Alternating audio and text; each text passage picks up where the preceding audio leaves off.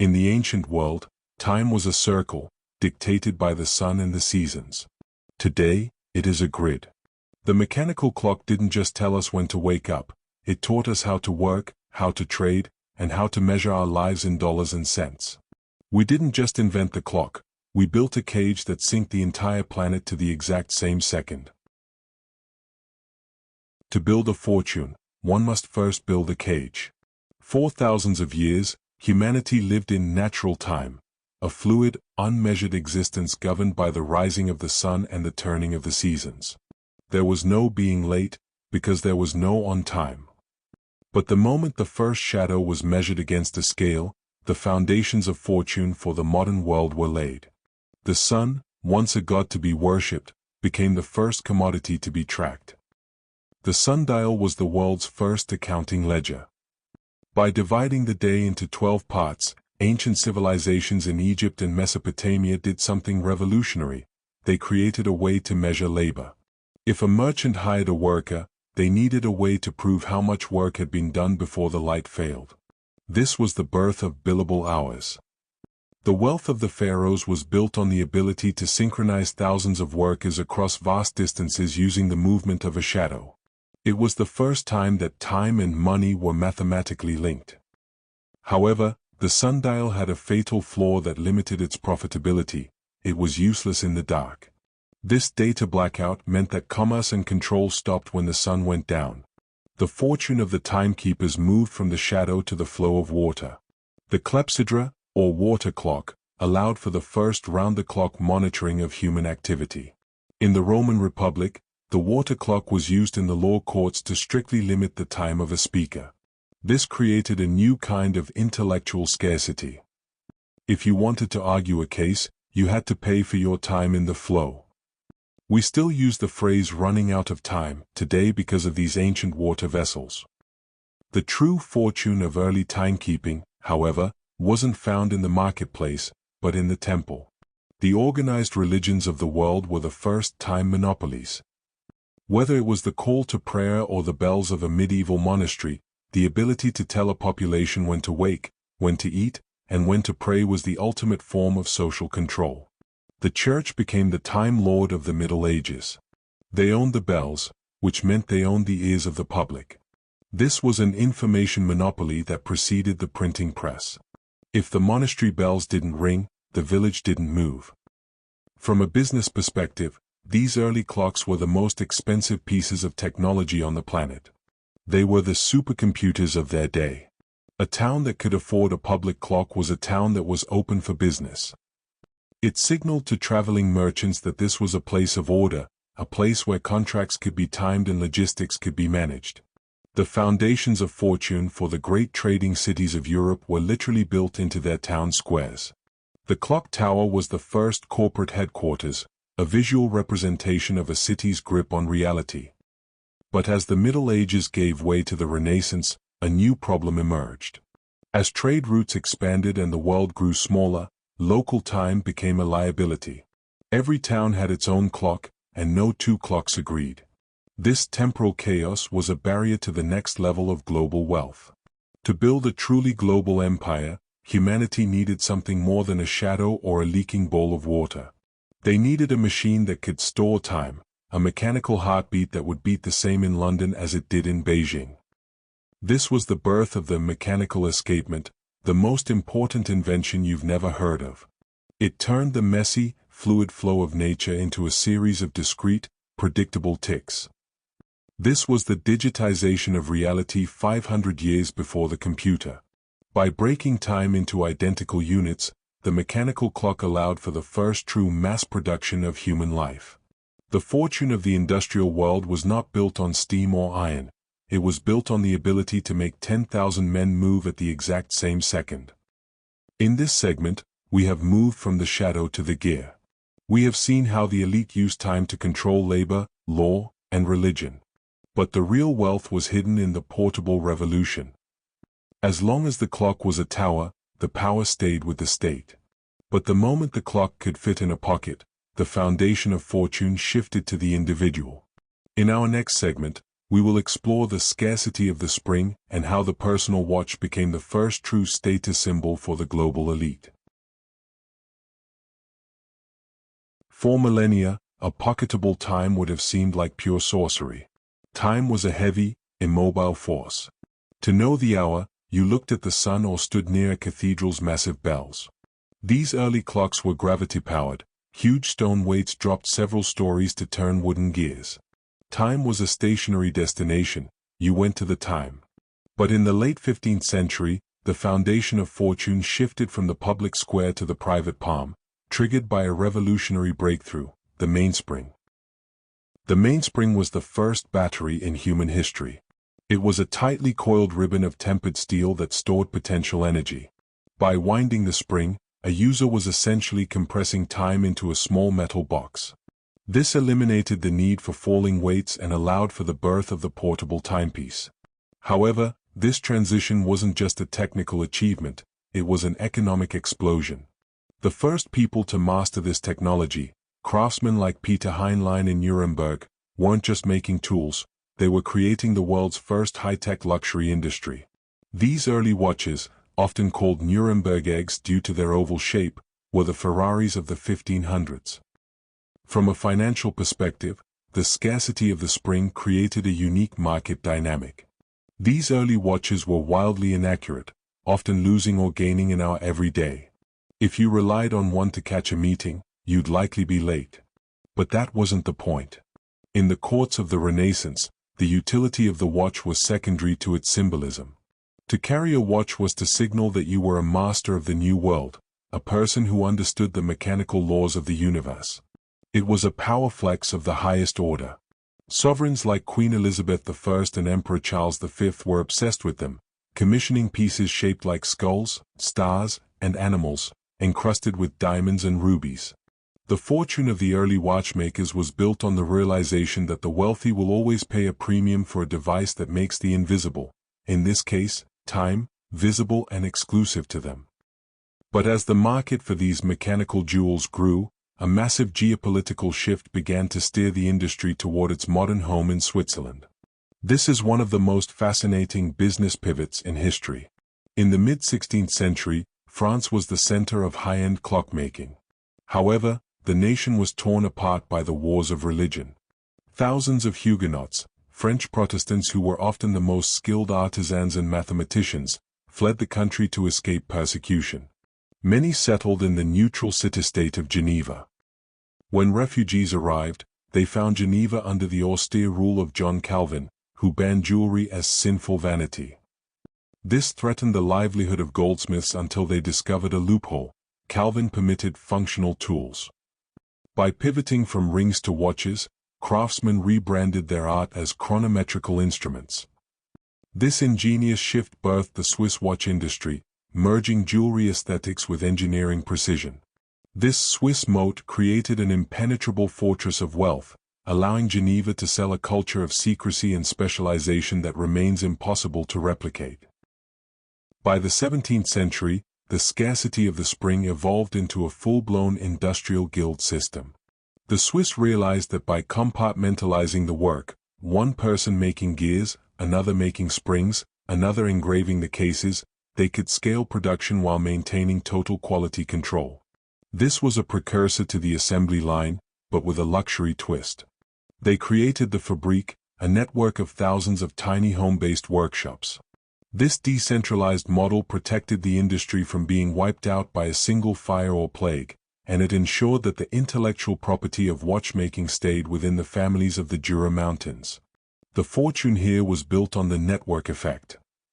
The more specialized the workers became, the higher the barrier to entry for any competing nation. Furthermore, the scarcity of the spring led to the first true maintenance economy. Because these machines were so delicate and unique, only the person who built them, or someone trained in the same guild, could fix them. This created a recurring revenue stream that lasted for generations. If a duke in Venice bought a Swiss watch, he was tethered to the Swiss guilds for the rest of his life. This was the original closed ecosystem, similar to how Apple operates today. The watchmaker didn't just sell you a product, they sold you a relationship with a specialized class of artisans. By the 18th century, spring-driven watches failed the merchant kings. As the economy moved offshore, these tools proved useless on pitching ships, metal warped in the heat and oil gummed in salt air. The scarcity of the spring had won the pocket but not the globe. To survive, the industry shifted from fashion to mathematical precision. The next century's fortune wouldn't be built on gold, but on the perfect second. Spring-driven watches taught a financial lesson: people pay for the illusion of control. Carrying time made merchants feel they grasped the day. For kings, it signaled power over subjects. These foundations of fortune built a psychological industry. Today, luxury watches survive not for accuracy, but for that 16th-century power flex. The spring remains the heartbeat of a 500-year social hierarchy. While the elites of Europe were flaunting their gold pocket watches in royal courts, a much deadlier problem was brewing on the high seas. The inability to keep perfect time was no longer just a matter of status, it had become a matter of life and death for the world's navies. By the 1700s, the great maritime powers, Britain, France, and Spain, were locked in a high-stakes race to claim the New World. But there was a massive, systemic hole in their navigation that threatened the very foundations of their empires. They had no reliable way to calculate longitude. To understand the financial desperation of this era, one must understand the math of the ocean. Navigators could easily determine their latitude, how far north or south they were, by simply measuring the angle of the sun or the North Star above the horizon. But longitude, your east-west position, was a ghost. To find it, you needed to know the exact time at a fixed reference point, like the Royal Observatory in Greenwich, and compare it to the local time on your ship. Every 4 minutes of time difference equaled 1 degree of longitude. In the vastness of the Atlantic, being off by just a few minutes of time meant being off by hundreds of miles of distance. The problem was that the mechanical clocks of the era were essentially land-bound creatures. A clock that worked perfectly in a London parlour would fail miserably on a pitching ship. The constant rocking of the hull disrupted the pendulum, the intense humidity of the tropics rusted the delicate iron components, and the dramatic shifts in temperature caused the brass gears to expand and contract, throwing the timing off by hours. For the merchant kings, this was a financial catastrophe. Ships were regularly crashing into hidden reefs because they thought they were miles out at sea. In 1707, the Scilly naval disaster saw 4 British warships wrecked and 2,000 men lost simply because the fleet's navigators miscalculated their position. It was the Lehman Brothers moment of the 18th century, a collapse of systems that forced the hand of the government. In response, the British Parliament passed the Longitude Act of 1714. They offered a staggering prize of £20,000, roughly $12 million in today's currency, to anyone who could build a clock that could keep time at sea within half a degree of accuracy. This was the world's first true global tech race. The scientific establishment, led by the Astronomer Royal, was convinced the answer was celestial. They believed the moon and stars were the only clock stable enough for the task. They viewed the problem as one of astronomy and elite mathematics, mocking the idea that a mere mechanic could build a machine to rival the heavens. Enter John Harrison, a self-taught carpenter from a small village in Yorkshire. Harrison was the ultimate outsider. He didn't have a university degree, and he didn't care about the social hierarchies of London's Royal Society. He approached the problem with the obsession of a master craftsman. He knew that to win, he had to invent a completely new language of mechanics. He spent 40 years of his life in a relentless pursuit of the perfect second. He invented the grasshopper escapement to reduce friction without the need for oil, which would gum up in salt air. He created bimetallic strips to compensate for temperature changes, ensuring the clock's heart beat at the same rate in the Arctic as it did in the Caribbean. Harrison's journey was a battle against the foundations of fortune held by the academic elite. He built 3 massive, beautiful machines, H1, H2, and H3, but they were still too large and cumbersome. Finally, he realized that the answer wasn't to make the clock bigger, but to shrink it. His final masterpiece, the H4, looked like an oversized silver pocket watch. It was a revolutionary piece of engineering that contained all his life's work in a 5-inch diameter. When the H4 was finally tested on a voyage to Jamaica, it lost only 5 seconds over 81 days at sea. It was a level of precision that the world had never seen. However, the scientific monopoly didn't give up easily. The Board of Longitude refused to pay Harrison the full price for years, moving the goalposts and demanding more tests. They couldn't wrap their heads around the fact that a carpenter had solved the greatest mystery of the age with a box of gears. But the merchants and the Navy didn't care about the politics, they cared about the results. Harrison's clock had conquered the ocean, and in doing so, it gave Great Britain the keys to a global empire.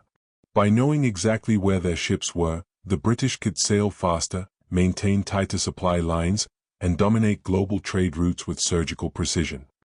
This was the moment the clock transitioned from a status symbol to a weapon of wealth. The maritime chronometer allowed for the first true global logistics network.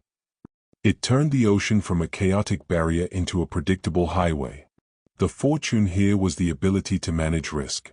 In the world of high seas trade, information was the most valuable commodity, and John Harrison's clock was the first high-speed processor for that data. As we close this chapter, we see that the perfect second wasn't just about timekeeping, it was about dominance. The person who could measure the moment could own the map. But as the chronometer secured the oceans, a new challenge was rising on land. The world was about to move from the deck of a ship to the floor of a factory. The clock was no longer just a guide for the captain, it was about to become the master of the worker. In our next segment, we move into the Tower of Power, where the clock becomes the ultimate tool of institutional control. As the marine chronometer was busy stitching the world's oceans into a single, navigable web of trade, a different kind of architectural revolution was taking place on dry land. We often view the clock towers of the world, the Big Bens, the Zeitglocke, and the town hall steeples, as quaint relics of a bygone era. But in the 18th and 19th centuries, these were the ultimate foundations of fortune. These were the high-frequency servers of the pre-digital age. The Tower of Power represented the transition from private time to institutional time, and it was here that the elite truly learned how to synchronize human behavior on a massive scale. Before the proliferation of the public clock, time was a local, fluid, and often contested concept. A village in the English countryside might be 10 minutes ahead of a village 5 miles away, simply because their sundials were calibrated differently or their local priest was slow to pull the bell rope. For a pre-industrial society, this didn't matter much. But for a rising merchant class, this temporal friction was a barrier to profit. You cannot run a stock exchange, a central bank, or a complex logistics network if no one can agree on when noon actually occurs. The Tower of Power solved this by providing a single, authoritative source of truth. It was the first time that a centralized entity, the state or the church, broadcast a data signal that every citizen was forced to follow. From a financial perspective, the construction of a public clock was the most significant infrastructure project a city could undertake. It was the fiber optic cable of its day. A town that could afford a massive, accurate turret clock was signaling to the world that it was open for business. It was a massive capital investment that yielded a specific type of dividend, predictability. When a city square was synchronized, the market day could be strictly regulated. Contracts could specify exact delivery times, and interest could be calculated with mathematical certainty. The wealth of the great trading hubs was built on the foundation of the opening bell. If you owned the clock, you owned the pace of the economy. However, the Tower of Power did something far more profound than just helping merchants trade silk and spices. It began the standardization of the human mind. For the first time in history, thousands of people looked at the same object to decide when to start their day, when to eat, and when to sleep. This was the first mass sync in human history. It broke the local, organic rhythms of nature, the natural time of the sun and the seasons, and replaced them with the rigid, mechanical rhythms of the machine. The fortune here wasn't just in the gold traded in the square, it was in the colonization of the human schedule. A population that moves in unison is a population that can be managed, taxed, and moved into factories with minimal resistance. In the 19th century, this institutional control reached its peak through the British Empire. The clock tower became a tool of global domination. Everywhere the British established a foothold, from the Victoria Clock Tower in Mumbai to the heights of Hong Kong, they built a massive, booming clock. This wasn't just for the convenience of the locals, it was a physical manifestation of imperial time. It was a way of saying that the local culture's rhythm was now obsolete. You were now on London time. By controlling the time, the empire controlled the narrative of progress. If you were behind the clock, you were behind civilization. This psychological tether allowed the empire to extract wealth from its colonies with factory-like efficiency, turning entire continents into synchronized cogs in a global machine. But perhaps the most ingenious part of the Tower of Power was how it turned time into a public good that was actually a private trap. While the public clock was free for everyone to look at, it served the interests of the employers. It created the concept of punctuality as a moral virtue. Before the tower, being late was a vague social faux pas. After the tower, being late was a financial crime. It was stealing time from the person who paid for the synchronization. The foundations of fortune for the modern corporate world were poured into the stone and mortar of these towers. They taught us to look upward for permission to move, creating a hierarchy where the owners of the clocks sat at the top, and the followers of the hands sat at the bottom. As these towers grew taller and their bells grew louder, they prepared the world for the next great leap in the accumulation of wealth. The city was synchronized, but the individual was still relatively free. That was about to change. The Tower of Power had captured the square, but the industrial pulse was about to capture the room.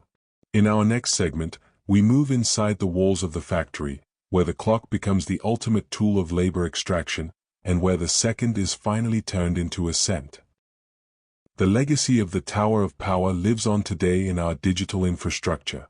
Our cloud servers and global positioning systems are simply the modern, invisible versions of those stone towers. We are more synchronized now than at any point in history, and the fortune of the tech giants is built on the exact same principle. He who provides the standard time provides the standard reality. The tower didn't disappear, it just became invisible, ticking away in our pockets and on our wrists, reminding us that we are still part of the machine. If the Tower of Power was the tool used to synchronize the city, the industrial pulse was the weapon used to conquer the individual. As the 19th century dawned, the foundation of fortune underwent its most violent and transformative shift. We moved from task-oriented labor, where a person worked until the rug was woven or the field was plowed, to time-oriented labor. This was the moment the clock stopped being a guide and started being a master. In the workshops of Manchester and the mills of Lowell, the clock was no longer just a piece of machinery, it was the ultimate supervisor. Before the Industrial Revolution, the rhythm of work was organic.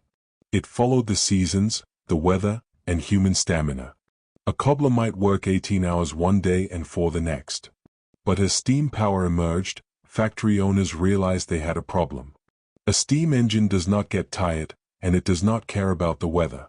To maximize profit, the human cogs had to be as consistent as the iron ones.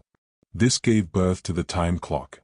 The punch card became the most significant legal document in the life of a worker. For the first time in human history, labor was sold by the hour rather than the outcome. This was the birth of the hourly wage, a concept that completely decoupled a man's value from his skill and attached it solely to his presence within a specific window of time. From a financial perspective, this was a masterstroke of extraction. By selling time, the worker gave up control over the intensity of their labor. If an owner could find a way to make a worker move 10% faster within that same hour, the owner kept 100% of that extra value. This led to the rise of the efficiency experts and the scientific management movement. Men like Frederick Winslow Taylor began walking factory floors with stopwatches in hand, timing every reach, every pull of a lever, and every step taken. They were looking to shave off microseconds of waste. To the industrial titans, the Carnegies, the Rockefellers, and the Arkwrights, a single second saved across a workforce of 10,000 was not just a convenience, it was a massive, compounding fortune. The industrial pulse was a metronome for the accumulation of capital, turning the human heartbeat into a measurable unit of production. This era also necessitated a total redesign of human society. If the factory was to run on clock time, then the workers had to be trained to respect that time from birth. This is the hidden foundation of fortune in our modern education system. Schools were redesigned to mimic the factory floor. The school bell is a direct descendant of the factory whistle. It wasn't just about teaching literacy, it was about teaching punctuality as a moral virtue. To be on time was to be a good, reliable citizen. To be late was to be a thief, someone who was stealing time from the machine. This psychological conditioning was so successful that we still feel a shot of cortisol today when we see a clock ticking toward a deadline. We have been branded by the industrial pulse. The wealth generated by this synchronization was unprecedented, but it created a new type of temporal poverty. In natural time, even a peasant had moments of stillness. In industrial time, stillness is downtime, and downtime is a loss on a balance sheet. The fortune of the 19th century elite was built on the elimination of the gap. They filled every second with activity. This is where the modern concept of the work week and the weekend was born, a desperate attempt to ring-fence a small portion of human life away from the relentless ticking of the industrial clock. Furthermore, the industrial pulse gave rise to the first time-saving consumer products. As people's time was being mined at work, they had less of it at home. This created a secondary market for wealth, the convenience economy. Canned foods, ready-made clothing, and faster transportation weren't just products, they were time buybacks. The titans of industry had created a system where they took your time during the day and then sold a portion of it back to you in the evening through products that saved you labor. It was a perfect, closed-loop system of wealth generation. The clock was the engine of both production and consumption. But as the factories grew and the pulse became more rigid, a massive technological collision occurred. The factory operated on a perfect, internal clock, but the world between the factories was still a mess. As the railways began to stretch across continents, linking these industrial hubs together, they realized that local time was a death trap. Two trains leaving two different cities on two different local times were destined to meet on a single track. The industrial pulse had mastered the room, but it was about to face its greatest challenge, the railway nightmare. In the next segment, we will see how the need for speed and the reality of high-speed collisions forced the world to finally abandon the sun and adopt a standard time, a move that would hand the final foundation of fortune to the men who controlled the rails. The clock was about to go from a master of the worker to the master of the planet. The industrial pulse taught us that time is not a flow, it is a resource. And like any resource, gold, oil, or land, it could be fenced off, measured, and sold. We live in the shadow of this realization every day. Every time you check your billable hours, every time you look at a project timeline, and every time you feel the pressure of the deadline, you are feeling the lingering beat of the industrial pulse. It is the rhythm that built the modern world, and it is the rhythm that continues to dictate who gets rich and who stays behind. As the 19th century progressed, the industrial pulse had successfully synchronized the factory floor, but once you stepped outside those brick walls, the world remained a temporal mosaic. This wasn't just an inconvenience. By the mid-1800s, it had become a lethal liability.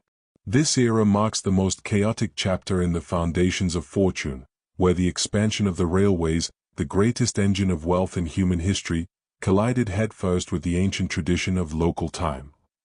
It was a period of systemic failure that proved, once and for all, that a global economy cannot function without a singular, unified second. To understand the railway nightmare, you must understand 1840s timekeeping. Every town set clocks by high noon, the sun's zenith. Thus, 12 p.m. in London was 12:05 p.m. in Bristol. For horse travel, this difference was negligible, you moved slowly as the sun shifted. But locomotives changed the physics of distance. Suddenly, humans traveled faster than the sun's apparent motion. For the railroad barons, the men building fortunes by laying tracks across continents, this was a logistical catastrophe. A train conductor leaving London on a precise schedule would arrive in Bristol only to find his watch was wrong by 5 minutes. On a single-track railway line, where trains traveled in both directions. 5 minutes was the difference between a successful passage and a catastrophic head-on collision. There were no radios, no GPS, and no digital signaling. The only thing keeping 200 tons of speeding iron from smashing into another was a shared understanding of the time. But in the 1850s, that shared understanding didn't exist. The foundations of fortune were literally being rattled apart by temporal static.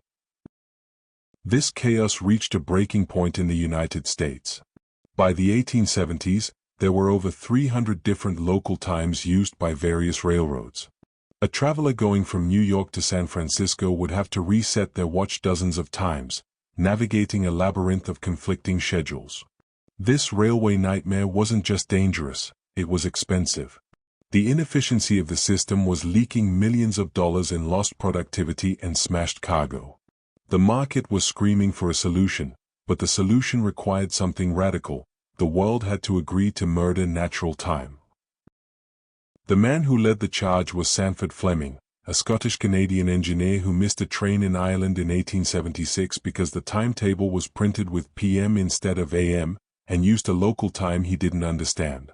Furious, Fleming realized that the only way to save the global economy, and the lives of passengers, was to create standard time. He proposed dividing the world into 24 time zones, each exactly 1 hour apart. It was a purely mathematical imposition on the physical world. It meant that, for the first time, noon would no longer be determined by the sun above your head, but by a line on a map drawn by a committee of men in a room. The railroad barons loved the idea. In 1883, without Congress or a public vote, major railroads implemented standard railway time. On November 18, the day of 2 noons, every station reset its clocks. This private sector coup outraged the public. Many felt railroads were stealing the sun or replacing God's time with Vanderbilt's. But the foundations of fortune ignored sentiment. Efficiency gains and accident reductions were so massive that the public had to fall in line. From a financial perspective, standard time was the ultimate value multiplier. It turned the chaotic, fragmented map of the world into a single, synchronized trading floor. It allowed for the creation of standardized shipping, global telecommunications, and intercontinental banking. You could now wire money from London to New York and know exactly when it would arrive. The fortune here was the creation of a global liquidity. By standardizing the second, the barons had turned the world into a single, giant machine for the movement of capital. The final victory of this era occurred in 1884 at the International Meridian Conference in Washington, D.C. Delegates from 25 nations gathered to decide where the 0 point of time would be. After intense political maneuvering, Greenwich, England was chosen as the prime meridian. This wasn't a scientific choice, it was a financial one. At the time, 72% of the world's shipping already used British sea charts. By making Greenwich the center of time, the British Empire effectively copyrighted the global clock. Every transaction, every voyage, and every heartbeat of the global economy was now measured by its distance from a small observatory in London. The railway nightmare had been solved, but at a massive cost to human perception. We had officially decoupled our lives from the heavens and tethered them to the tracks. We had traded the sun for the schedule. And as the world became one giant ticking grid, a new type of wealth began to emerge. It wasn't enough to just know the standard time, you had to be able to carry it with you. The fortune of the next century wouldn't be found in the tower or the station, but on the wrist of the soldier. In our next segment, we explore the Great War and the wristwatch, where the necessity of the battlefield took the clock out of the pocket and strapped it to the arm, creating the final, modern foundation of fortune for the luxury world we know today. The nightmare was over, but the standardized world was just beginning to wake up. At the dawn of the 20th century, the foundation of fortune in the watch industry was still firmly rooted in the pocket. For a gentleman of the Edwardian era, a wristwatch, or a wristlet, was considered an absurdity, a feminine trinket for ladies who didn't have pockets in their gowns. The pocket watch was the symbol of patriarchal authority and industrial precision. To pull a gold hunter case watch from a waistcoat was a deliberate, masculine ritual. But the brutal reality of modern mechanized warfare was about to shatter that tradition forever. The wristwatch didn't evolve through fashion. It was forged in the mud, blood, and synchronization of the Great War. The shift began with the creeping barrage. In World War I trenches, artillery and infantry moved in terrifying harmony. If infantry moved too slow, they faced machine guns. Too fast, and they hit their own shells. To survive, thousands had to go over the top simultaneously. Fumbling with a pocket watch was a death sentence. Soldiers needed free hands and eyes on the time. Officers soldered wire lugs onto watches, strapping them to wrists with leather. This was the birth of the trench watch. From a financial perspective, this was a massive industrial pivot. The war created a sudden, desperate demand for millions of portable, durable timepieces. The governments of Europe became the primary customers, and they had a new set of specifications. The watches had to be luminescent for night operations, water-resistant for the mud of Flanders, and, most importantly, wearable. The fortune of the watch industry shifted overnight from the bespoke artisan making one-of-a-kind gold pieces to the mass producer who could supply a continent-spanning army. This was the moment that companies like Rolex, Omega, and Cartier transitioned from niche luxury brands into household names of the 20th century. One of the most significant foundations of fortune laid during this era was the birth of the Cartier tank. In 1917, Louis Cartier was inspired by the silhouette of the new Renault tanks he saw on the Western Front, the armored machines that were breaking the stalemate of the war. He designed a watch with vertical sidebars that mimicked the tank's treads. It was the first wristwatch designed from the ground up as an integrated object, rather than a modified pocket watch. It was a masterpiece of industrial branding. Cartier realized that the future of wealth wasn't just in making a tool, it was in capturing the aesthetic of the modern age. The tank watch became the ultimate symbol of the 20th century elite, a piece of jewelry that carried the DNA of a war machine. When the soldiers returned home from the front, the culture of time had changed forever. The men who had survived the trenches didn't go back to their pocket watches. To them, the wristwatch was a badge of courage and modern utility. The wristlet was no longer a feminine toy, it was a veteran's tool. This cultural rebranding allowed the watch industry to tap into the rising middle class of the 1920s.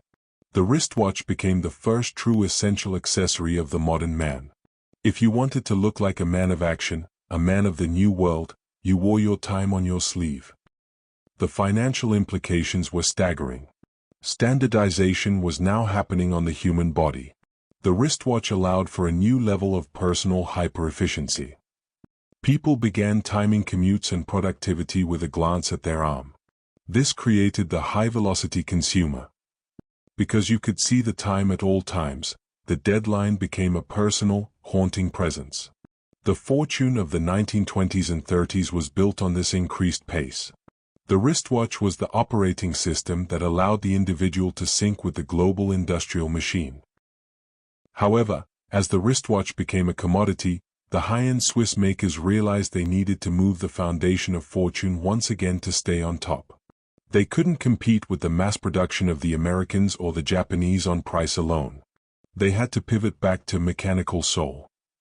They began to market the complexity of the movement, the automatic winding rotors, the chronograph stopwatches, and the moon phase complications. They turned the watch into a miniature universe that you carried with you. They were no longer selling the time, they were selling the engineering. This era also saw the birth of the professional watch. The watch industry began to segment the market, the pilot's watch for the new era of aviation, the diver's watch for the explorers of the deep, and the racing chronograph for the speed-obsessed 1950s. Each of these was a foundation of fortune built on a specific aspiration. You didn't just buy a watch, you bought the identity of an explorer or a hero. This was the peak of Veblen goods, products where the demand increases as the price goes up because of the status they confer. But just as the mechanical wristwatch reached its zenith of prestige and power, a new technology was being born in a lab in Japan that threatened to wipe out the entire Swiss industry in a single decade. The foundation of fortune was about to move from the gear to the grain of sand. In our next segment, we explore the quartz crisis, where a battery the size of a coin nearly destroyed 500 years of Swiss tradition, and how the industry pulled off the greatest luxury pivot in human history to survive. The Great War had taken the clock off the wall and put it on the body, but the quartz crisis was about to take the soul out of the machine and replace it with a vibration. The wristwatch was about to become so accurate and so cheap that the very idea of luxury time seemed doomed. Or so everyone thought. In the late 1960s, the Swiss watch industry was at the absolute pinnacle of its power. It controlled nearly 50% of the global market and was responsible for almost every major horological innovation of the previous 4 centuries. The foundations of fortune seemed unshakable, built on a mountain of gears, springs, and centuries of tradition. But in December 1969, a single company from Japan, Seiko, released the Astron, the world's first quartz wristwatch. It was a technological black swan event. What the Swiss didn't realize was that the Astron wasn't just a new product, it was a digital asteroid aimed directly at their mechanical heart. To understand the sheer scale of the quartz crisis, you have to understand the math. A high-end mechanical watch is a marvel of engineering, but it is fundamentally limited by physics. Even the best mechanical movements lose or gain a few seconds every day. A quartz watch, however, uses a tiny sliver of synthetic crystal that vibrates at exactly 32,768 times per second when an electric current is applied. This frequency is thousands of times more stable than any mechanical balance wheel. Suddenly, a $20 plastic watch from Japan was more accurate than a $10,000 handmade masterpiece from Geneva. The utility of the Swiss watch, the very thing they had sold for 400 years, had been rendered obsolete overnight. The financial fallout was apocalyptic. Between 1970 and 1983, the number of Swiss watchmakers plummeted from 1,600 to 600. Over 60,000 jobs vanished. The foundations of fortune weren't just cracking, they were liquefying. The world didn't want soul anymore, it wanted the clinical, cheap, and perfect precision of the microchip. This era proved a brutal economic law. When a technology becomes a commodity, the old guard cannot compete on price. The Swiss were facing total industrial extinction. They were the carriage makers in the age of the Model T.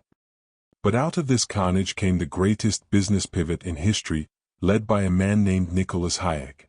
Hayek realized that if the Swiss tried to beat the Japanese at their own game, making cheap quartz watches, they would lose.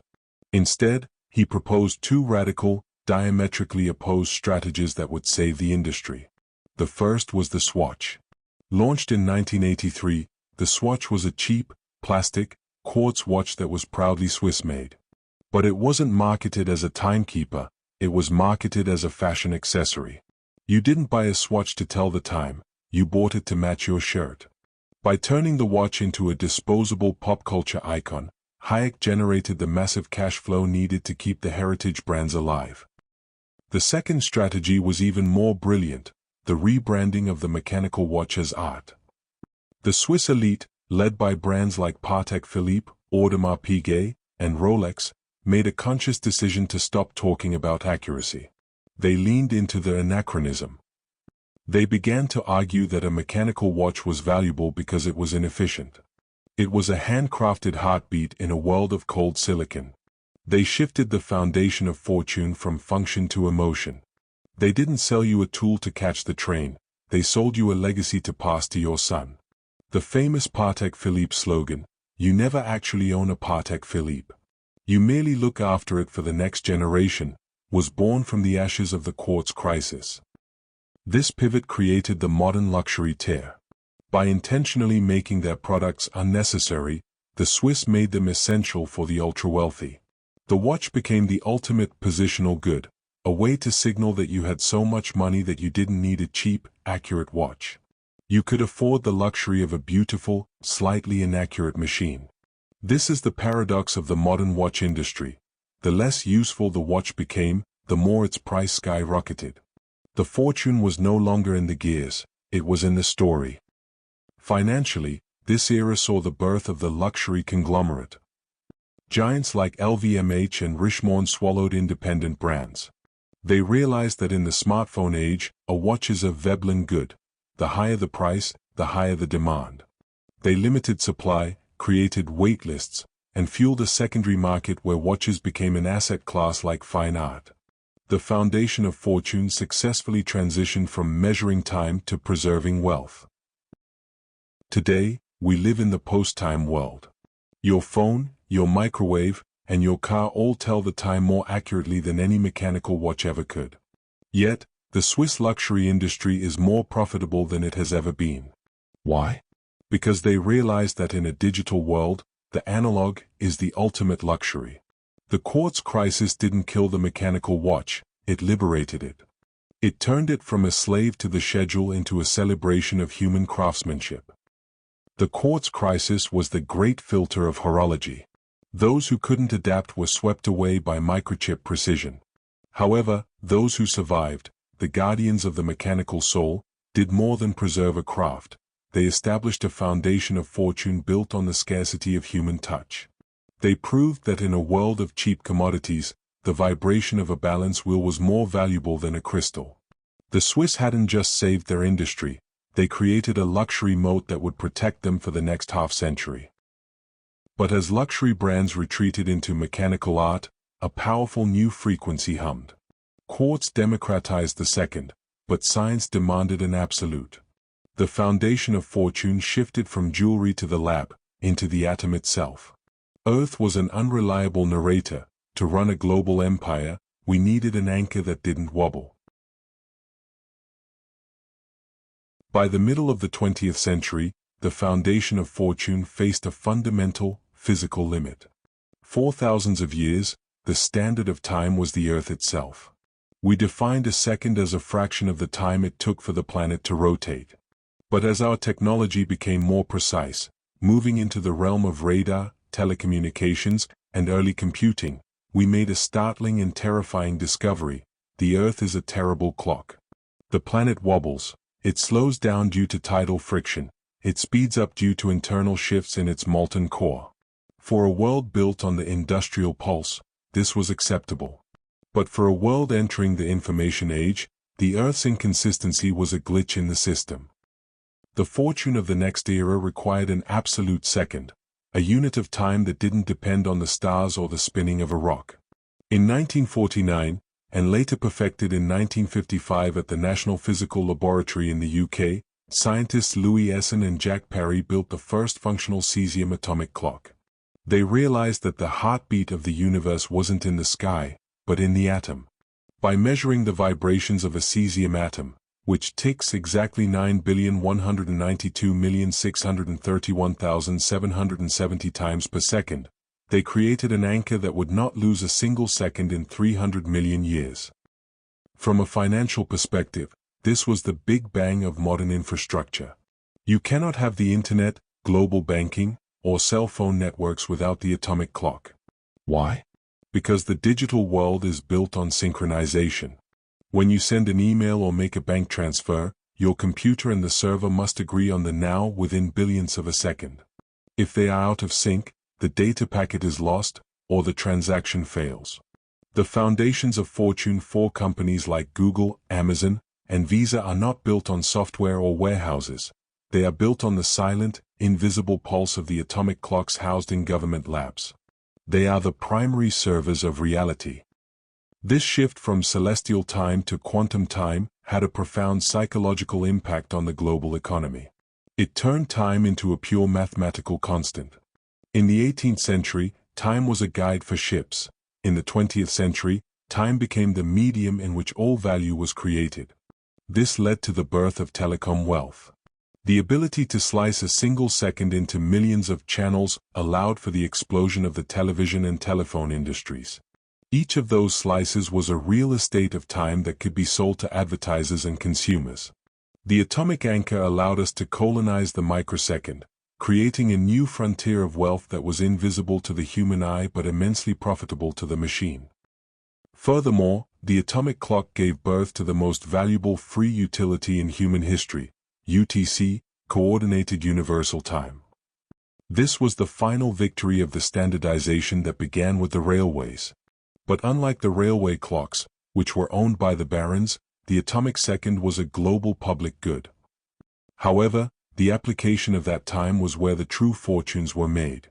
The military was the first to realize that if you could synchronize a missile and a satellite to the same billionth of a second, you didn't need a map, you had a coordinate. This realization would eventually lead to GPS, but in the 1950s and 60s, it was the Cold War currency. The nation with the best clocks had the most accurate weapons. But the atomic anchor also created a new kind of debt in our global accounting. Because the atomic clock is perfect and the Earth is imperfect, the two eventually drift apart. This led to the invention of the leap second. Every few years, the world's timekeepers have to manually add a second to our clocks to let the Earth catch up. For the average person, this is a curiosity. For the foundations of fortune, especially in high-frequency trading and cloud computing, the leap second is a nightmare. It is a moment where the machine world and the natural world collide, often causing massive system crashes and financial glitches. It reminds us that even with our atomic gods, we are still tethered to a spinning rock. As we move into the 1960s, this atomic precision was about to be put to the ultimate test. We had anchored time in the lab, but now we wanted to take it into the vacuum of space. The foundation of fortune was about to leave the atmosphere, and the clock was about to become the only thing keeping men alive in a place where up and down no longer existed. The atomic anchor taught the world that the most valuable thing you can own is a reference point. In the world of finance, whoever has the most accurate clock has the first look at the market. In the world of technology, whoever has the best sync has the fastest network. We stopped looking at the sun for time and started looking at the vibration of a grain of metal. In doing so, we handed the keys of the global economy to the physicists. As the 1960s dawned, the foundation of fortune quite literally left the planet. The space race was not just a competition between two superpowers for ideological dominance, it was a grueling, high-stakes laboratory for the physics of time. In the vacuum of space, the clock ceased to be a luxury or a tool of trade, it became a critical piece of life support equipment. In orbit, where you experience 16 sunrises a day, natural time is non-existent. Without a reliable timepiece, an astronaut is not just lost, they are dead. The financial stakes were astronomical. NASA and the Soviet space program were pouring billions into engineering. For the watch industry, being chosen as the official timepiece of the moon mission was the ultimate marketing holy grail, a contract that would generate hundreds of millions in brand equity for decades. But NASA didn't care about brand names, they cared about survival. They bought off-the-shelf chronographs from several high-end makers and subjected them to environmental torture. 93 degrees Celsius heat, minus 18 degrees Celsius cold, 12 G shocks, and high-pressure oxygen environments. Most of the foundations of fortune built in Swiss parlors shattered under these conditions. Only one survived, the Omega Speedmaster. From a technical perspective, the space race forced a return to mechanical resilience. While the atomic clock, segment 9, was running the ground control stations, astronauts needed something independent on their wrists. If the electronics on the ship failed, the mechanical watch was the final fail-safe. This was famously proven during the Apollo 13 mission. When an oxygen tank exploded and the ship's power was shut down to save energy for re-entry, the onboard digital timers were useless. Jack Swigert used his mechanical Speedmaster to time a critical 14-second engine burn that corrected their trajectory. Without that precise mechanical tick, the crew would have bounced off the atmosphere and drifted into deep space forever. But the space race also revealed a strange, new temporal fortune hidden in the laws of physics: time dilation. Because of Einstein's theory of relativity, time actually moves slower for someone traveling at high speeds or in lower gravity. For the first time, standard time was proven to be an illusion. An atomic clock on a satellite moves slightly faster than one on the ground. To the foundations of fortune in the satellite industry, this was a multi-billion-dollar engineering problem. If the clocks aren't adjusted for relativity, the data they beam back becomes useless within hours. We learned that to own the global positioning of the future, we had to master the elasticity of time itself. This era also birthed the professional tool watch as a mass-market phenomenon. Before the 1960s, most people owned one watch for all occasions. But the space race taught the public that different frontiers required different time tech. This allowed the watch industry to segment the market into specialized fortunes: the diver, Rolex Submariner; the pilot, Breitling Navitimer; and the astronaut, Omega Speedmaster. You weren't just buying a watch, you were buying a certificate of capability. The fortune was in the utility porn, the idea that even if you were just sitting in an office, you were wearing a machine capable of surviving a lunar landing. The space race turned the watch into a relic of the future. It bridged the gap between the ancient craftsmanship of Segment 1 and the high-tech synchronization of the coming digital age. It proved that even as we moved toward the silicon pulse, there was an irreplaceable value in the manual fail-safe. As the Apollo program wound down, the world was left with a new understanding. Time is not just a resource to be spent, it is a coordinate to be managed.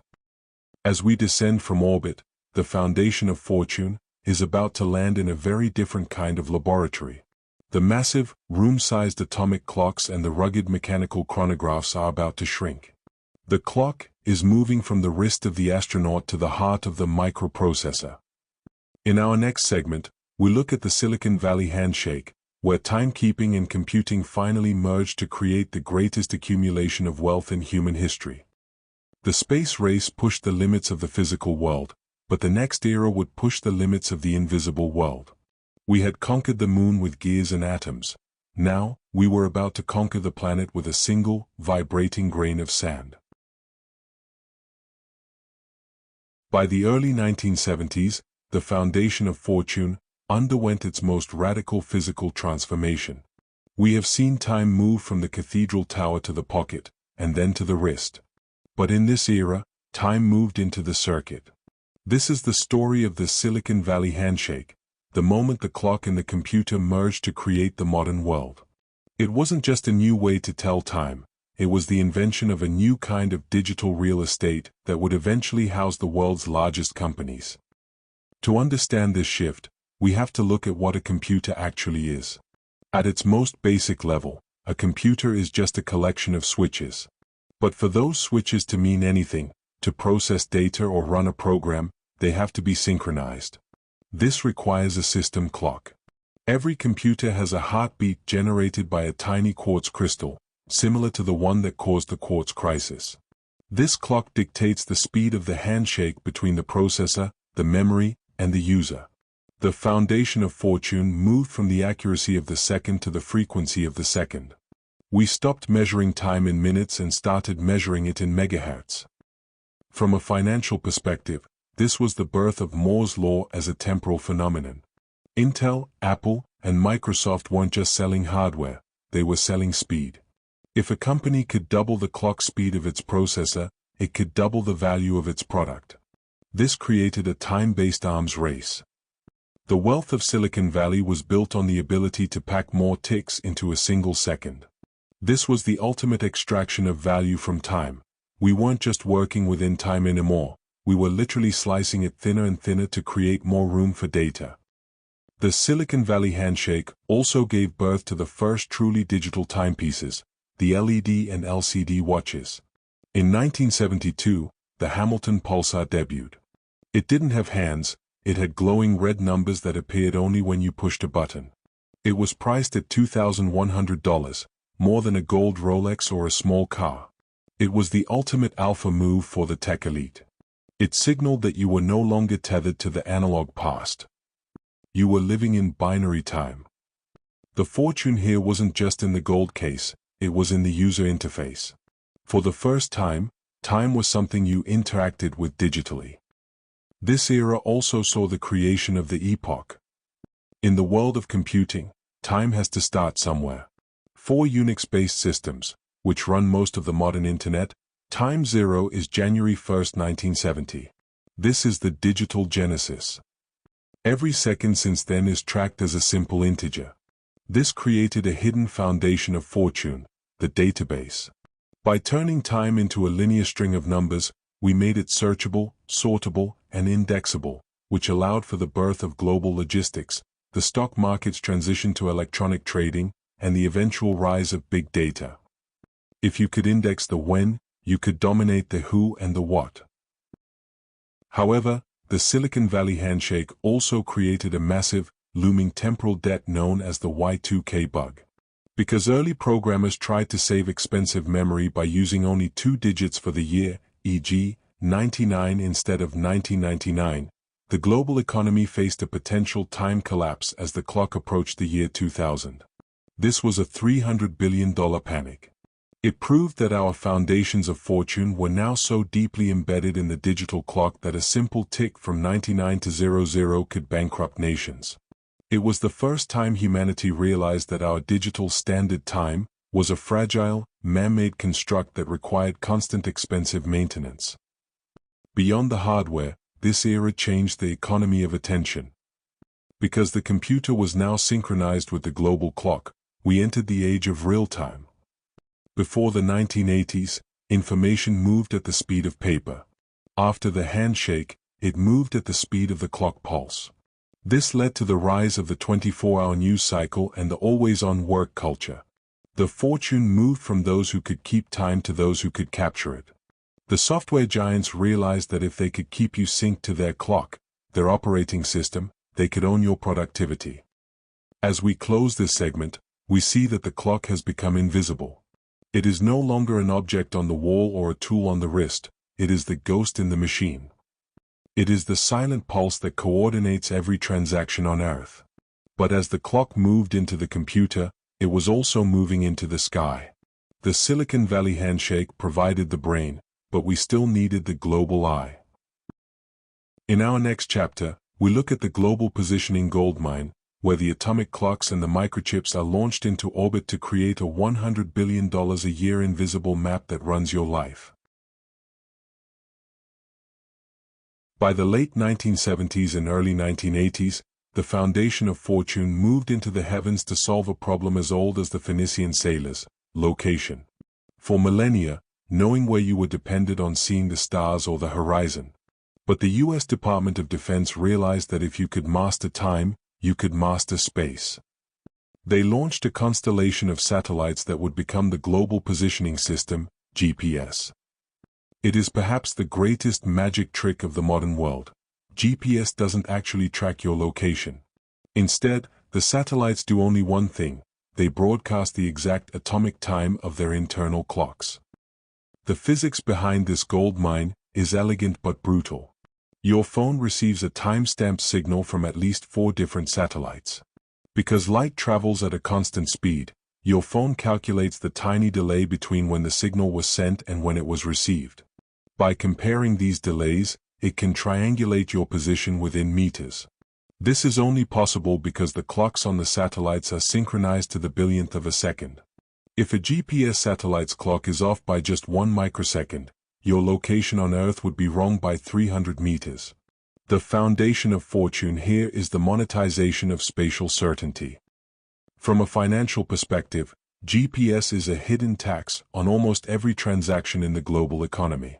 Although the signal is free to the public, the industries built on top of it are worth trillions. Uber, DoorDash, Amazon Logistics, and every maritime shipping lane on the planet are entirely dependent on this time signal. Without the atomic heartbeat from space, the just-in-time delivery system of the 21st century would collapse. The fortune didn't go to the people who built the satellites, the taxpayers, but to the platform barons who realized that time plus location equals efficiency. However, there is a deeper, more secretive foundation of fortune within the GPS signal: network synchronization. Beyond telling your phone where you are, GPS provides the master clock for the world's power grids, cellular towers, and financial markets. When you make a call, the towers use the GPS time pulse to ensure your voice data doesn't collide with someone else's. When a power grid balances its load across a continent, it uses the GPS pulse to prevent a catastrophic blackout. We have effectively turned the sky into a temporal power plant. The wealth of the modern world is plugged into a clock that orbits 12,000 miles above our heads.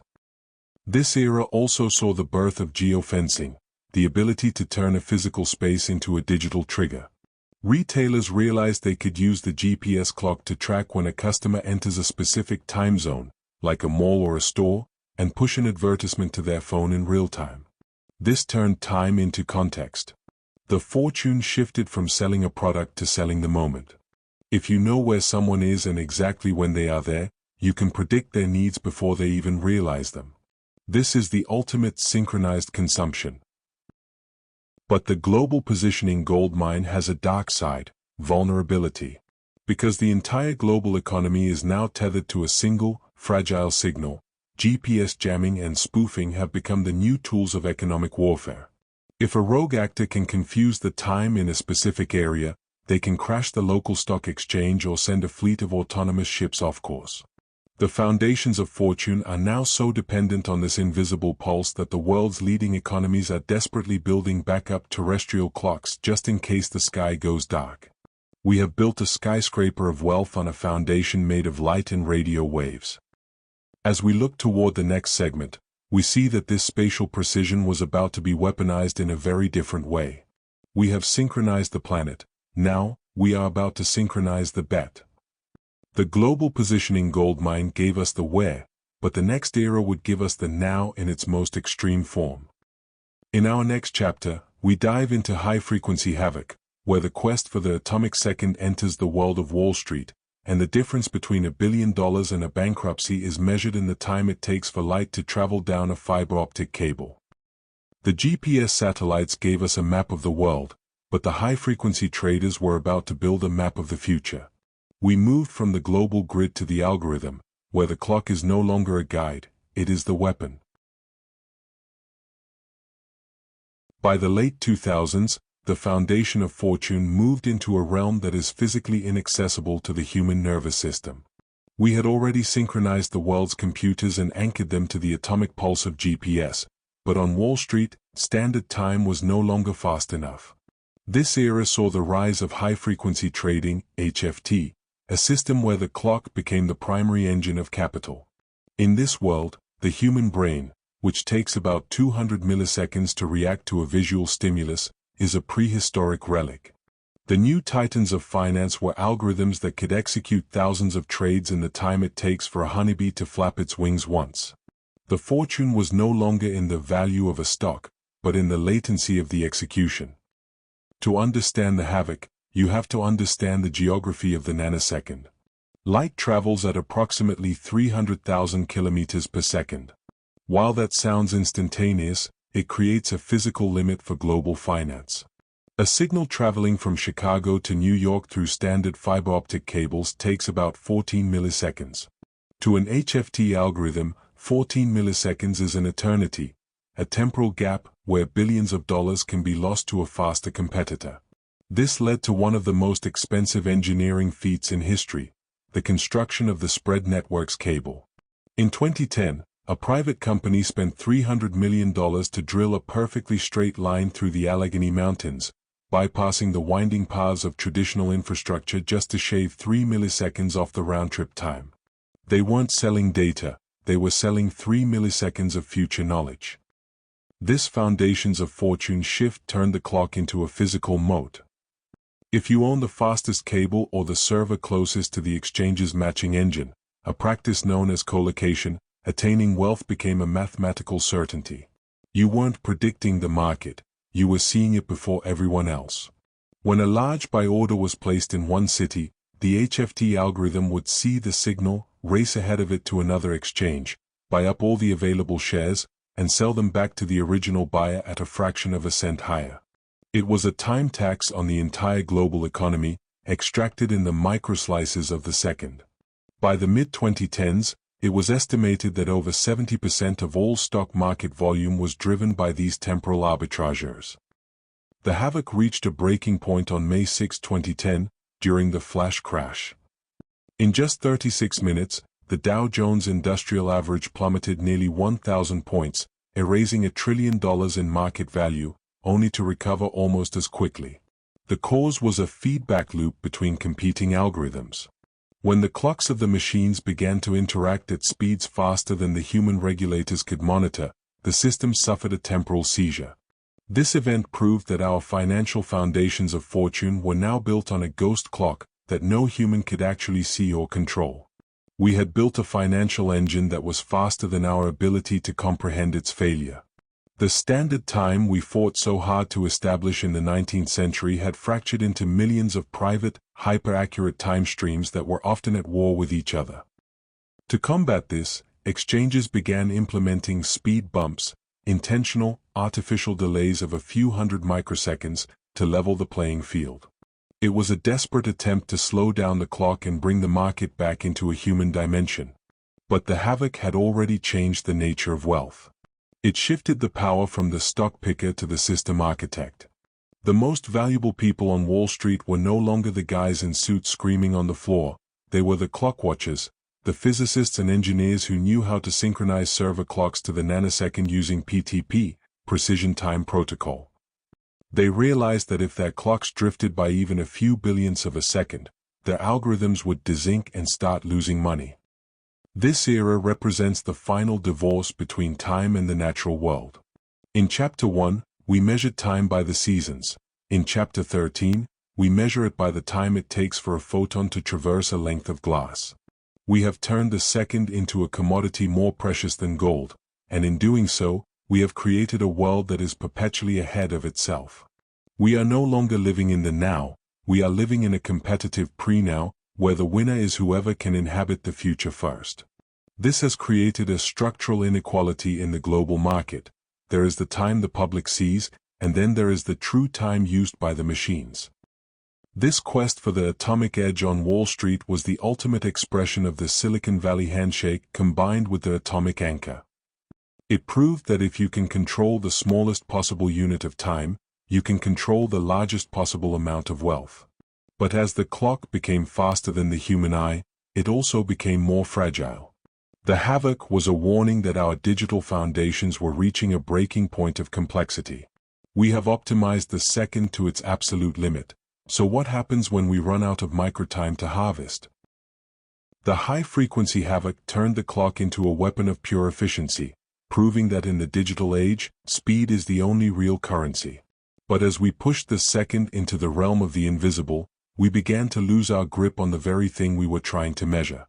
The next foundation of fortune wouldn't be found in the speed of the trade, but in the death of the second itself, as we dive in to explore the move into femtosecond science and the race to the absolute bottom of the temporal scale. As we venture deeper into the 21st century, the foundation of fortune has reached a surreal, microscopic limit where the very concept of a second has become too large, too clumsy, and effectively useless. In previous eras, we conquered the hour, the minute, and the nanosecond. But now, in the laboratories of the world's most powerful tech conglomerates and quantum research centers, we are witnessing the death of the second. We have moved into the realm of the femtosecond, 1/4,000,000th of a second. To put that in perspective, a femtosecond is to a second what a second is to about 32 million years. At this scale, the foundations of fortune are no longer built on moving goods or even data, but on manipulating the fundamental speed of light and matter. From a financial perspective, the death of the second is the ultimate engine of the semiconductor fortune. Every time you see a headline about 2-nanometer chips or extreme ultraviolet lithography, EUV, you are looking at a battle fought in the femtosecond range. To etch the microscopic circuits that power your AI and smartphones, companies like ASML and TSMC use lasers that pulse at femtosecond speeds. These pulses are so fast they can capture the movement of electrons. This is the new industrial pulse. If you can control a femtosecond pulse, you can build the brains of the future. The wealth generated here is concentrated in a tiny handful of companies that own the time control equipment. It is the most exclusive club of fortune in human history, where the entry fee is tens of billions of dollars in R&D. But the death of the second has also given rise to a new, invisible commodity, quantum coherence. In the race to build the first commercially viable quantum computer, time is the greatest enemy. Quantum bits, qubits, are incredibly fragile. They only stay in their calculated state for a fraction of a millisecond before they decohere and turn into noise. The fortune of the next decade belongs to whoever can freeze time for these atoms just a little bit longer. We are moving from a world where we use clocks to measure work, to a world where we use clocks to stabilize reality itself. This is the subatomic foundation of fortune, where the product isn't a watch or a trade, but the very stability of information. This era also marks the return of the grand reference problem. Because our atomic clocks are now so precise, they have revealed a startling truth. Time passes at different speeds even across a single room. Because of gravitational time dilation, a clock on a high shelf ticks slightly faster than a clock on the floor. In the world of femtosecond science, this isn't just a fun fact, it's a systematic error. The foundations of fortune in global telecommunications and deep space navigation are now facing a reality where there is no longer a single now. We have reached the point where our measurements of time are so accurate that they have broken the illusion of a synchronized world. The standard time of the railways has been replaced by a relativistic mosaic. Furthermore, the death of the second is fueling a revolution in high-speed chemistry. By using femtosecond lasers, scientists can now take slow-motion movies of chemical reactions as they happen. They can see exactly how a drug binds to a protein or how a battery stores an ion. This is the time fortune of the pharmaceutical and green energy industries. By understanding the femto moment, they can engineer materials and medicines with 100% efficiency. We are no longer guessing what happens inside a molecule, we are watching it happen in real time. The second didn't die because it was useless, it died because it was too slow to describe the true nature of the universe. As we lose our grip on the second as a human unit of measure, we are also losing our psychological connection to the tick. In the 1800s, you could hear a clock. In the 1900s, you could see it. Today, the clock is a frequency so high it is indistinguishable from a constant state of being. This has created the efficiency trap. Because the machines we rely on operate in the femtosecond range, our human-scale minutes feel increasingly sluggish. This is the root of modern time anxiety. We are biological creatures living in a femtosecond economy. The fortune of this era is being built on the gap between how fast the machine thinks and how slow the human feels. The death of the second represents the final triumph of the absolute clock. We have moved so far down the rabbit hole of precision that we have encountered the quantum foam of reality itself. We have optimized time to the point where it has vanished.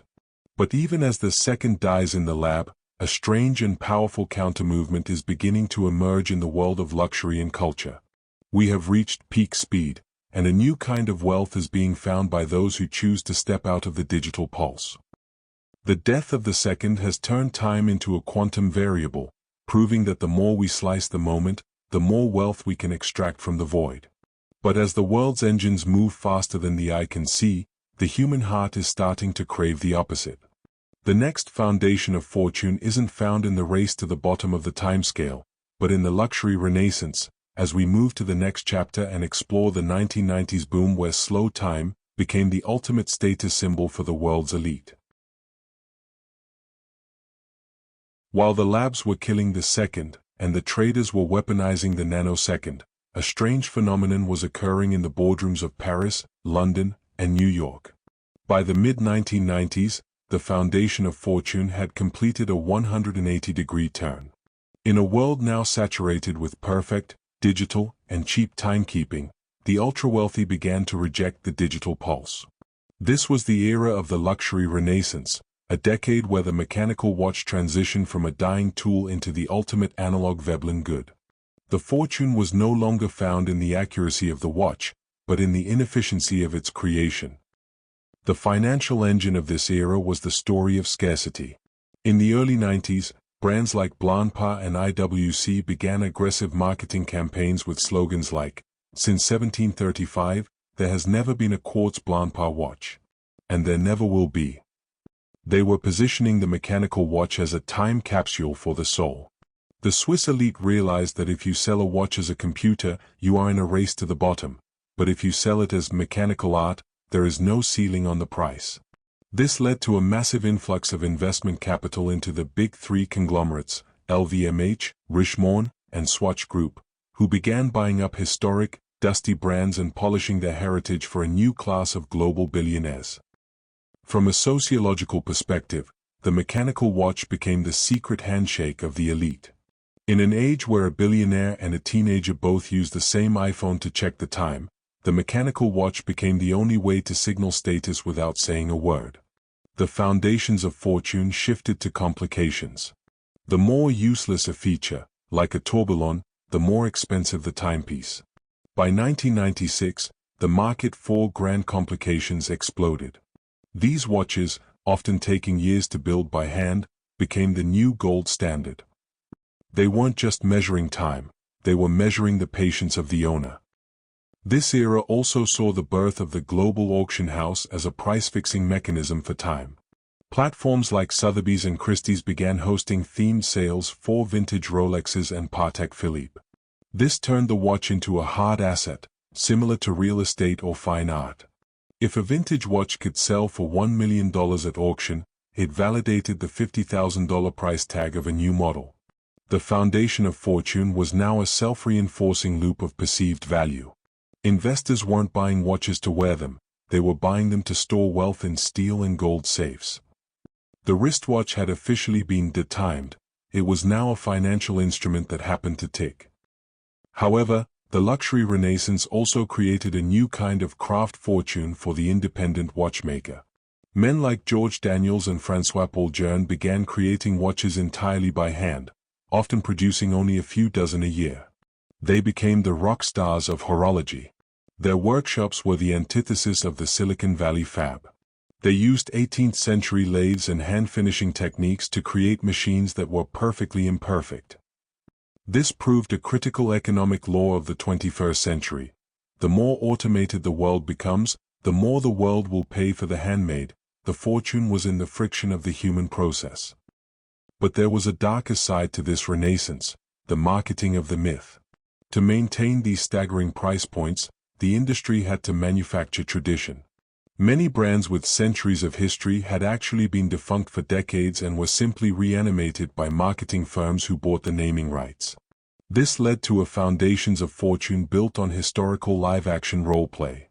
The watch industry became an experience economy, selling the consumer the feeling of being an 18th-century explorer or a 1950s racing driver. The clock was no longer a tool for the future, it was a tether to a romanticized version of the past. As we reached the end of the 1990s, the mechanical watch had successfully survived its near-death experience with the quartz crystal. It had found a new, high-altitude home in the pockets of the 1%. But even as the mechanical watch enjoyed its second honeymoon, a new and much more aggressive predator was being designed in California. The digital world was no longer content staying on the desk or in the pocket, it wanted the wrist back. The luxury renaissance proved that human emotion is the most powerful clock of all, turning obsolete technology into the ultimate symbol of enduring wealth. But while the elite were celebrating the slow time of gears and springs, the rest of the world was about to be subsumed by a device that would change our relationship with time forever. The foundations of fortune were about to move from the story to the system, as we prepare for Chapter 16, the smartwatch siege, where the battle for the wrist's real estate enters its most aggressive and intimate phase. By 2014, the foundation of fortune returned to the wrist with a vengeance, but this time the weapon wasn't a spring, it was an ecosystem. For decades, the Swiss had enjoyed their luxury renaissance by convincing the world that the wrist was a place for art. But Silicon Valley, led by Apple, realized that the wrist was actually the most valuable piece of biological real estate on the planet. It was the gateway to the human body. The smartwatch siege wasn't just about selling a device, it was about capturing the stream of life. The fortune shifted from the status of the object to the utility of the notification. The financial impact of the Apple Watch, released in 2015, was a tectonic shift. Within 2 years, Apple was selling more watches than the entire Swiss watch industry combined. This was the quartz crisis 2.0, but with a psychological twist. The smartwatch didn't just tell the time, it colonized it. By integrating the clock with your email, your calendar, and your messages, the tech giants eliminated the gap between the individual and the global machine. The foundation of fortune was now built on frictionless access. If you can put a screen on someone's arm that buzzes every time they have a chance to spend money or produce value, you have achieved the ultimate capitalist dream: total synchronization of the consumer. From a behavioral perspective, the smartwatch siege introduced the era of the quantified self. Suddenly, the clock was no longer just tracking the rotation of the Earth, it was tracking your heart rate, your steps, and your blood oxygen. This created a massive new data fortune. Companies like Garmin and Fitbit, later bought by Google, realized that the real value wasn't in the hardware, it was in the biometric archive. By knowing exactly when you sleep, when you exercise, and when you are stressed, these companies created a predictive map of human health. The clock became a diagnostic tool that could be sold to insurance companies, healthcare providers, and advertisers. We stopped watching time and started monitoring our survival. This era also birthed the haptic fortune. For the first time in history, time was something you felt. The taptic engine in a smartwatch uses subtle vibrations to communicate without a sound. This allowed the tech giants to bypass our visual and auditory defenses. In a meeting, in bed, or at dinner, the clock could whisper to your nervous system. This created a new level of digital dependency. The foundation of fortune moved into the realm of interception. The smartwatch sits between you and the world, filtering reality through a series of vibrations. Whoever controls those vibrations controls your attention, the most precious commodity of the 21st century. However, the siege also forced the traditional watchmakers into a luxury fortress. Brands like Rolex and Patek Philippe didn't try to compete with the smartwatch's features. Instead, they leaned further into their anachronism.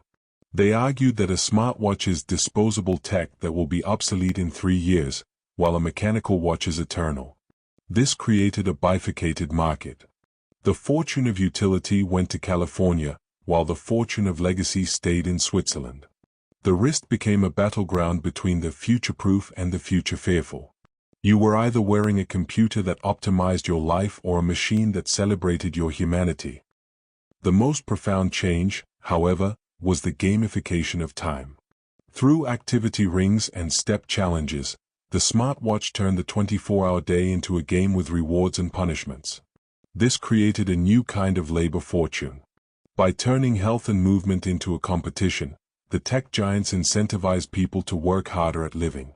The foundations of fortune are now built on our desire to close the rings. We have moved from the industrial clock that told us when to work, to the smart clock that tells us how to exist.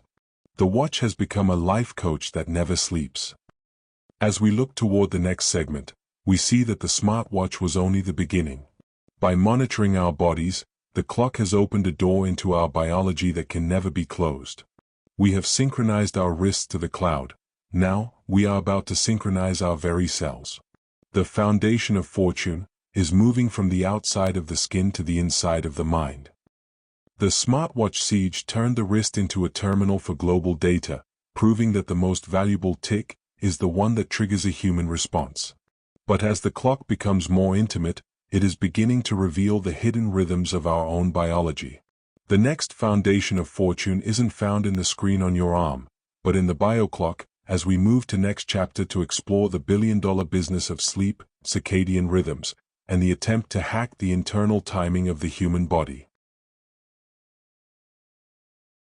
As we move toward the final chapters of our journey, the foundation of fortune has breached the final barrier, the human skin. For thousands of years, the clock was an external master, a sun, a tower, a machine on the wrist. But in the late 2010s, science and commerce finally collided within the circadian rhythm. We discovered that the most powerful clock in existence isn't made of silicon or gears. It is a cluster of 20,000 neurons in the hypothalamus called the suprachiasmatic nucleus, SCN. This is the master bioclock. The fortune of this era is no longer built on tracking the world's time, but on hacking the body's time. The financial stakes are massive because the bioclock controls the 3 pillars of the modern economy: attention, productivity, and health. We have entered the era of circadian capitalism. Corporations realized that the industrial pulse had a major flaw: humans are not machines. Our internal clocks are hardwired to the light of the sun, yet we live in a world of blue light and 24/7 connectivity. This circadian mismatch is estimated to cost the global economy over $400 billion a year in lost productivity and healthcare costs. The fortune shifted to the companies that could sell the cure for time sickness. From a market perspective, this birthed the sleep economy, now a $500 billion a year juggernaut. We moved from selling clocks to selling states of being. Startups like Aura, Whoop, and 8 Sleep began selling high-tech rings and mattresses that monitor the biotick with medical precision. They don't just tell you it's 7 a.m., they tell you your retina score. They are the foundations of fortune for a new class of health-conscious consumers who view time through the lens of biological efficiency. If you can optimize your sleep-wake cycle, you can outperform your competitors. In this world, the early bird doesn't just get the worm, they get a competitive time arbitrage over those who are out of sync. This era also saw the rise of chronotherapy and time-restricted eating as massive lifestyle industries. Researchers discovered that when you do something is often more important than what you do. The foundation of fortune moved into the timing of chemistry. Pharmaceutical giants began patenting drugs that are designed to be released in the body at specific biohours to maximize effectiveness. Silicon Valley biohackers began timing their caffeine, light exposure, and meals to the millisecond to stay in a state of flow. We have turned the internal clock into a dashboard. The fortune is in the data feedback loop. The more you track your bioclock, the more you rely on the devices that track it. However, the bioclocked era also reveals a deepening temporal divide. While the elite can afford circadian lighting that mimics the sun and smart beds that regulate body temperature, the vast majority of the global workforce, the shift workers, are living in a state of permanent social jet lag. This creates a biological class system. The foundations of fortune for many logistics and manufacturing giants are built on the chrono-disruption of their employees. We have reached a point where natural time, sleep and rest, has become a luxury good. The ability to stay in sync with your own biology is now a status symbol as potent as the mechanical watches. The most radical development, however, is the colonization of the night. Through high-speed internet and globalized labor, we have effectively deleted the off switch of the human species. But because the bioclock is fixed by evolution, our bodies are resisting. This has led to the fortune of mitigation, the rise of blue light blocking glasses, melatonin supplements, and digital detox retreats. We are spending billions of dollars to buy back the natural time we sold to the digital machine. The clock has become a recursive loop. We use tech to break our timing, then use tech to try and fix it. As we look toward the final segments, we see that the bioclock is the bridge to the future. By merging our biology with the digital pulse, we have prepared ourselves for a world where time is no longer a linear progression. We have mastered the internal clock. Now, we are about to move into a world where time itself becomes a distributed asset. We are moving from the biological pulse to the digital consensus. The bioclock turned our own cells into the ultimate timekeepers, proving that the most valuable foundation of fortune is the rhythm of life itself. But as we synchronize our bodies to the cloud, we are also looking for a way to secure the value of time in a world of infinite copies. The next foundation of fortune isn't found in the hypothalamus, but in the crypto timestamp. As we move forward, we explore how blockchain is trying to turn the arrow of time into a new kind of global, unhackable currency. In the digital age, the foundation of fortune faced its most abstract and dangerous threat, infinite copying. If you have a digital file of $1 or a clock pulse, you can copy it 1 billion times. This created a crisis of trust. For time to be a foundation of wealth, it must be irreversible. You cannot untick a clock. In 2008, an anonymous figure named Satoshi Nakamoto solved this by creating the blockchain, which is, at its heart, not a currency, but a distributed, unhackable clock. This is the crypto timestamp, the attempt to turn the arrow of time into a new kind of global truth. To understand the fortune here, you have to understand the proof of work. In the Bitcoin network, miners compete to solve complex mathematical puzzles. The first one to solve the puzzle wins the block and gets to add the next timestamp to the chain. This process requires massive amounts of electricity and computational time. This is synthetic scarcity. By tying the creation of a digital asset to the passage of time and the expenditure of energy, the blockchain recreates the physical weight of time in a digital void. The foundation of fortune moved from the banker's ledger to the network's clock. It is a system where the now is decided by consensus, not by a central authority. From a financial perspective, the crypto timestamp is the ultimate insurance policy against temporal fraud. In traditional banking, there is a delay, a settlement period, between when you send money and when it arrives. That delay is a dark space where banks make money on interest and fees. The blockchain eliminates this delay by making the transaction and the timestamp the same thing. This created the decentralized finance boom. We are seeing the birth of a programmable fortune where money can be time-locked, only released when a specific block height, a measure of blockchain time, is reached.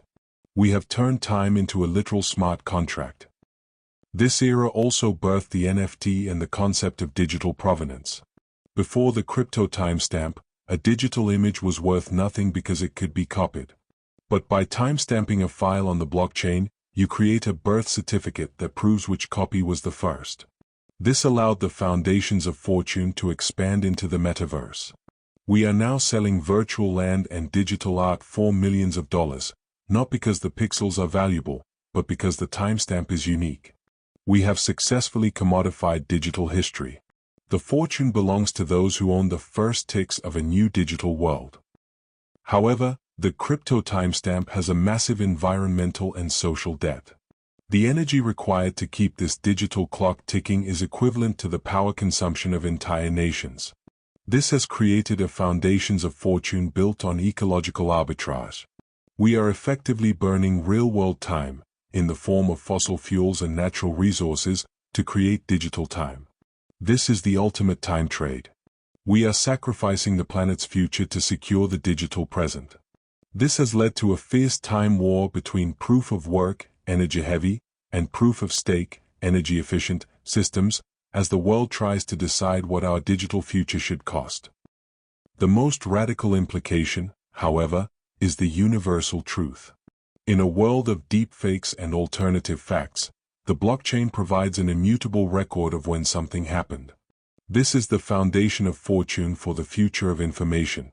If we can timestamp every news article, every video, and every legal document on an unhackable clock, we can kill the post-truth era. The fortune is in the veracity. In the next decade, the most valuable company in the world won't be a social media platform or a bank, it will be the trust layer, the clock that proves what is real. As we look toward the final stages of our journey, we see the clock evolving once again. We have moved from the bio clock inside our bodies to the consensus clock of the internet. But as we build these digital cathedrals of time, we are also looking further ahead. We are starting to build clocks that don't just measure the next second or the next block, but the next 10 millennia. The foundation of fortune is moving from the now to the eternal. The crypto timestamp turned the passage of time into an unhackable asset, proving that in a digital world, truth is the most valuable tick of all. But as we secure our digital present, we are also beginning to realize our responsibility to the distant future. The next foundation of fortune isn't found in a blockchain ledger, but in the Deep Time project, as we move to the next chapter to explore the clocks being built to outlast human civilization itself. As we approach the penultimate chapter of our story, the foundation of fortune has shifted from the frantic pursuit of the nanosecond to the pursuit of the millennium. We have spent centuries perfecting the now, but in doing so, we have created a civilization that is functionally blind to the distant future. In the late 20th and early 21st centuries, a new kind of visionary emerged, individuals and foundations who realized that the ultimate fortune isn't found in the next quarter's earnings, but in civilizational continuity. This is the era of the Deep Time project, the attempt to build clocks that can tick for 10,000 years without human intervention. The most famous of these is the Clock of the Long Now, funded by Jeff Bezos and conceptualized by Danny Hillis. Located deep inside a mountain in West Texas, this clock is a masterpiece of anti-digital engineering. It is designed to be powered by the thermal expansion of the mountain itself and requires no electricity. From a financial perspective, this is the ultimate status asset. It is the pinnacle of dynastic wealth. To build a clock that will outlast the United States, the English language, and perhaps the human species is to buy a seat at the table of eternity. The foundation of fortune here is legacy. By investing in deep time, the ultra-wealthy are attempting to anchor their names to the bedrock of the planet.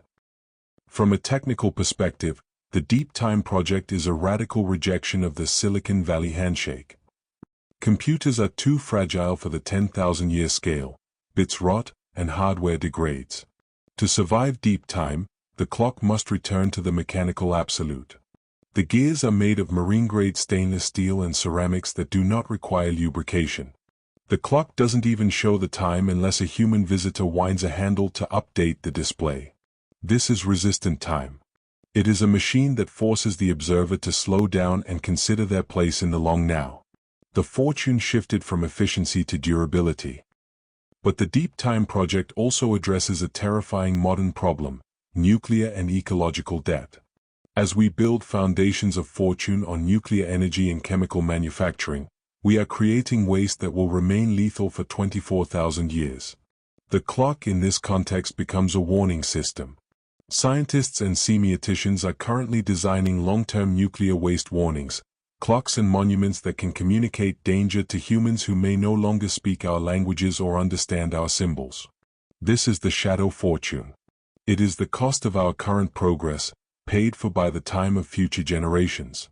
The ability to manage this deep time debt is the only thing that will allow our species to survive its own success.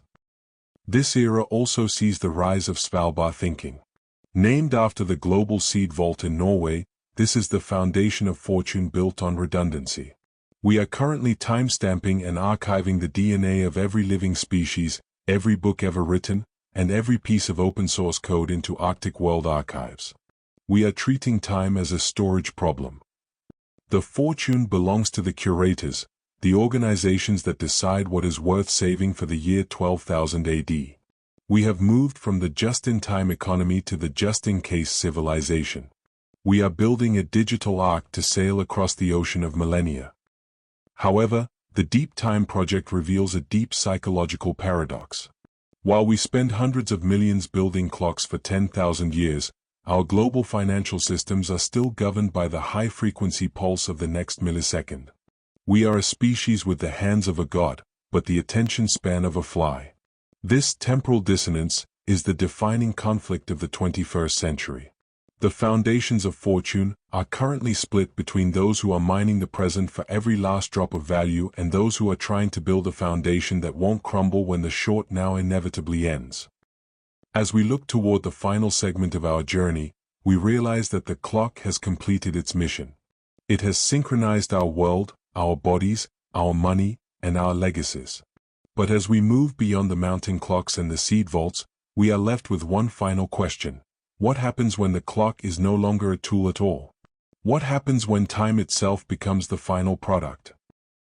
The Deep Time project turned the clock into a monument to human endurance, proving that the greatest wealth is the ability to imagine a world without us. But as we reach the end of our history of the foundations of fortune, we must face the ultimate transition.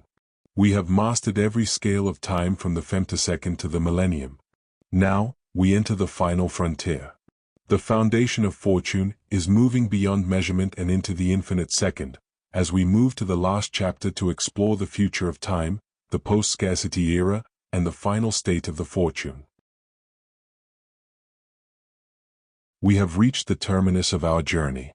From the shadow of the gnomon in the desert sand to the mountain clocks ticking for 10 millennia, the foundation of fortune has always been about one thing: the capture of an interval. We have sliced the second into quadrillions of pieces, synchronized the movements of billions of people, and built a global financial architecture that operates at the speed of light. But as we stand at the threshold of the future, the clock is undergoing its final, most paradoxical transformation. We are moving into the era of the infinite second, where the scarcity of time, the very thing that created all the fortunes we have discussed, is being challenged by the digital and biological expansion of human experience. The final foundation of fortune is the perceptual economy. In previous segments, we focused on the clock as a tool for external measurement. But as we enter the era of advanced AI, brain-computer interfaces, and virtual immortality, the fortune is shifting to the density of experience. If an AI can perform a century's worth of human research in a single afternoon, or if a human mind can live 1,000 years of subjective life inside a simulated environment over a weekend, the standard second becomes irrelevant. We are moving toward a post-scarcity of time, where wealth is measured by the depth of the moment. The companies currently leading the charge in Neuralink-style interfaces and digital twins are the new architects of this infinite estate. They are building a world where we no longer run out of time, we simply create more of it. From a financial perspective, this creates the ultimate temporal monopoly. If a corporation can control the speed at which you perceive your digital life, they can effectively charge you for the time itself. We have seen early versions of this in pay-to-play gaming, where you pay to skip the waiting time for a task to complete. In the future, this time-skip economy will apply to learning, skill acquisition, and even emotional processing. The foundation of fortune belongs to the platform that hosts your consciousness. If the Silicon Valley handshake gave us the computer, the infinite second gives us the host. We are moving toward a reality where time is a subscription service, and the tick is a line of code. This leads us to the final state of the watch, the relic of the mortal. In a world where everything is digital, infinite, and perfectly synchronized, the mechanical watch, the hero of the luxury renaissance, takes on a new, almost religious significance. It becomes the anchor of the real. It is a machine that reminds the wearer of their biological finitude. It is the only foundation of fortune that celebrates the fact that time is limited. The more we move toward the infinite second, the more valuable the mechanical second becomes. It is a rebellion against the cloud. To wear a ticking machine on your wrist in the year 2050 will be the ultimate statement of sovereignty, a declaration that you still belong to the earth, the sun, and the original clock of the seasons. However, the infinite second also forces a final reckoning with the global common. We have seen how the foundation of fortune has consistently favored those who could measure time more accurately than their neighbors. But as time becomes a distributed digital asset, we have the opportunity to build a democratic clock. We are seeing the rise of time banking and decentralized temporal oracles that attempt to return the power of the tick to the collective. The fortune of the next century may not belong to a tycoon or a conglomerate, but to the commons.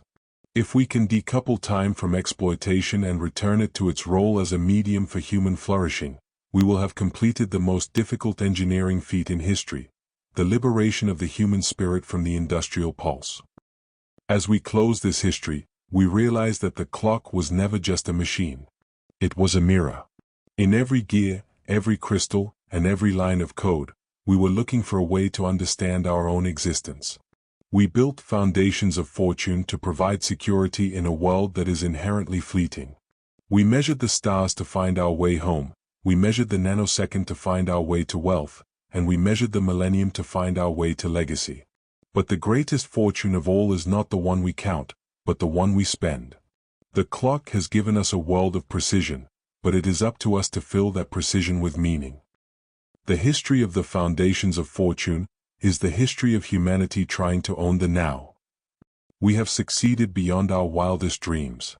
We have turned the second into an empire. But as the clock continues its tireless, silent work, we are reminded that the most important tick is always the one happening right now. The past is a ledger, the future is a projection, but the now is the only space where a fortune can truly be enjoyed. The infinite second concludes our journey through this foundations of fortune, revealing that while we have mastered the measurement of time, the mastery of living within it remains our final, greatest challenge. From the sundial to the simulation, the clock has been our most faithful companion and our most demanding master. We have built a world on its heartbeat. Now, we must decide what kind of future that heart will beat for. This is the end of the clock, but for the observer, the next second is just beginning. Our next episode explores the wealth build on energy. If you enjoyed this journey, hit like, subscribe, and turn on notifications, and we'll see you next week.